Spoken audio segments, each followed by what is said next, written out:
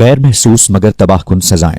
کسی شاگرد نے اپنے استاد سے کہا کہ ہم رات دن اللہ تعالیٰ کی نافرمانی کرتے ہیں مگر اللہ تعالیٰ ہمیں سزا نہیں دیتا۔ استاد محترم نے جواب دیا، ایسی بات بالکل نہیں ہے، اللہ تعالیٰ ہمیں کتنی سزائیں دیتا ہے مگر ہمیں اس کا احساس نہیں ہوتا۔ وہ استاد فرمانے لگے، اللہ تعالیٰ کی سزائیں کیا ہوتی ہیں ذرا غور سے سنو۔ نمبر 1، مناجات الہی کی لذت سے محرومی۔ کیا رب سے مناجات کی لذت تم سے چھین نہیں لی گئی؟ نمبر 2، قساوت قلبی۔ اس سے بڑی سزا کیا ہو سکتی ہے کہ انسان کا دل سخت ہو جائے؟ نمبر 3، نیکیوں کی توفیق نہ ملنا۔ ایک بڑی سزا یہ بھی ہے کہ تمہیں نیکی کرنے کی توفیق ہی نہ ملے اور تم یوں ہی گناہوں کی دلدل میں آگے جاتے رہو۔ نمبر 4، تلاوت قرآن پاک سے غفلت۔ کیا ایسا نہیں ہوتا کہ دن کے دن گزر جاتے ہیں مگر تلاوت قرآن کی توفیق نہیں ملتی؟ بسا اوقات قرآن پاک کی یہ آیت بھی سنتے ہیں کہ جس میں اللہ تعالیٰ نے ارشاد فرمایا کہ اگر یہ قرآن پہاڑ پر نازل ہوتا تو اللہ کے خوف سے ریزہ ریزہ ہو جاتا، لیکن ہم یہ سنتے ہیں مگر ہمارے دلوں پر بھی اس کا کوئی اثر نہیں ہوتا۔ نمبر 5، نیکیوں کے موسم بہار کی ناقدری۔ نیکیوں کے موسم بہار آتے ہیں اور گزر جاتے ہیں، جیسے رمضان کے روزے، شوال کے روزے اور ذوالحجہ کے مبارک ایام وغیرہ، مگر ان موسموں میں کما حقہ عبادت کرنے کی توفیق نہیں ملتی۔ اس سے بڑی سزا اور کیا ہو سکتی ہے؟ نمبر 6، عبادت کو بوجھ محسوس کرنا۔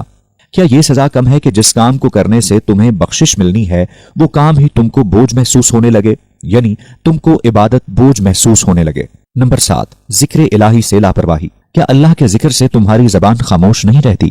نمبر 8، نفسانی خواہشات کے سامنے شکست۔ کیا نفسانی خواہشات کے سامنے خود کو تم کمزور محسوس نہیں کرتے جس سے تم دنیا کے ہی ہو کے رہ گئے ہو؟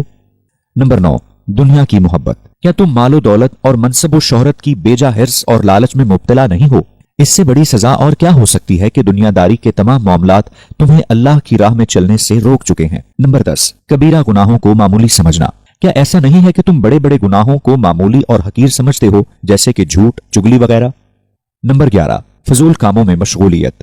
کیا بیشتر اوقات تم فضول اور لامعنی چیزوں میں مشغول نہیں رہتے؟ نمبر 12، آخرت سے غفلت۔ کیا یہ سزا کم ہے کہ تم نے آخرت کو بھلا دیا اور دنیا کو ہی اپنا سب سے بڑا مقصد مان لیا؟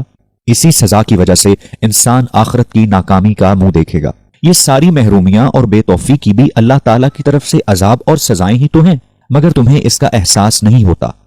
یاد رکھو، اللہ تعالیٰ کا یہ بہت معمولی عذاب ہے جسے ہم اپنے مال، اولاد اور صحت میں محسوس نہیں کرتے، اور حقیقی عذاب اور سب سے خطرناک سزا وہ ہے جو دل کو ملتی ہے۔ اس لیے اللہ تعالیٰ سے عافیت کی دعا مانگو اور اپنے گناہوں کی معافی طلب کرو، کیونکہ گناہ کے سبب بندہ عبادت کی توفیق سے محروم کر دیا جاتا ہے۔ ترجمہ: اے اللہ، آپ مجھے اپنا ذکر کرنے، شکر کرنے اور بہترین طریقے پر عبادت کرنے کی توفیق عطا فرمائے، آمین۔ اگر آپ کو نہیں پتہ چل رہا کہ اللہ تعالیٰ کی طرف سفر کیسے شروع کریں تو آپ سب سے پہلے یہ 3 کام کریں۔ نماز کی پابندی کریں، دن میں 2 مرتبہ قرآن کریم کی تلاوت ضرور کریں اور ذکر الہی کو زندگی میں شامل کریں۔ آپ نے بس باقاعدگی سے یہ 3 اعمال کرنے ہیں۔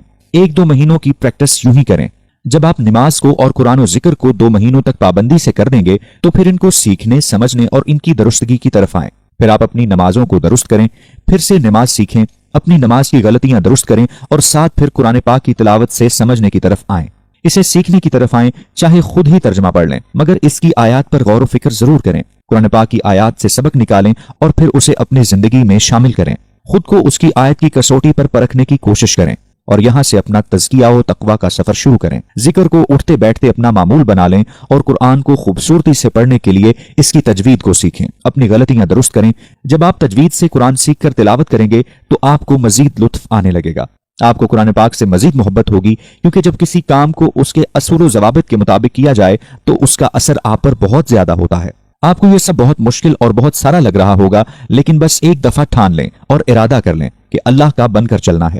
اللہ تعالیٰ سے ہدایت کی دعا مانگیں اور اللہ کی فرما برداری میں آنے کی سرتوڑ کوشش کریں۔ شروع کے دن انسان کے لیے بہت کٹھن اور آزمائش بھرے ہوتے ہیں۔ انسان بار بار پیچھے جاتا ہے، اسی ماحول، اسی زندگی اور انہی ترجیحات میں جہاں سے وہ نکل کر آیا ہوتا ہے۔ شیطان بھی انسان کو مکمل اکساتا ہے کہ بہت مشکل راستہ ہے، کہاں ایک آزادی والی زندگی چھوڑ کر پابندی میں جکڑنے جا رہے ہو۔ ہر چیز کو آہستہ آہستہ کر کے، تھوڑا تھوڑا کر کے ساتھ ساتھ زندگی میں شامل کیا جائے تو دینی زندگی کو اپنانے میں کبھی مشکل نہیں ہوتی، مگر جب ہم بہت سارا علم حاصل کر لیتے ہیں اور عمل کے لیے کسی دوسری زندگی کا انتظار کرتے ہیں تب علم بوجھ بن جاتا ہے اور عمل تو کہیں دور رہ جاتا ہے۔ آپ نے آج اللہ کا کوئی حکم پڑا ہے کہ جھوٹ نہیں بولنا، تو آپ نے آج ہی سے اپنی زندگی میں اس بات کو شامل کرنا ہے، کل یا پھر تک اس کو نہیں چھوڑنا۔ یوں دین اپنانا آسان رہتا ہے۔ آپ کو تب تک دعائیں اور کوشش کرتے رہنا ہے جب تک آپ اپنے آپ کو آمادہ کر کے اس راہ پر گامزن نہیں کر لیتے۔ اس سے پہلے اپنے آپ کو چاہے گھسیٹ کر بھی اس راہ پر لانا پڑے تو ضرور لائیے گا، کیونکہ ان مع العسر یسرا،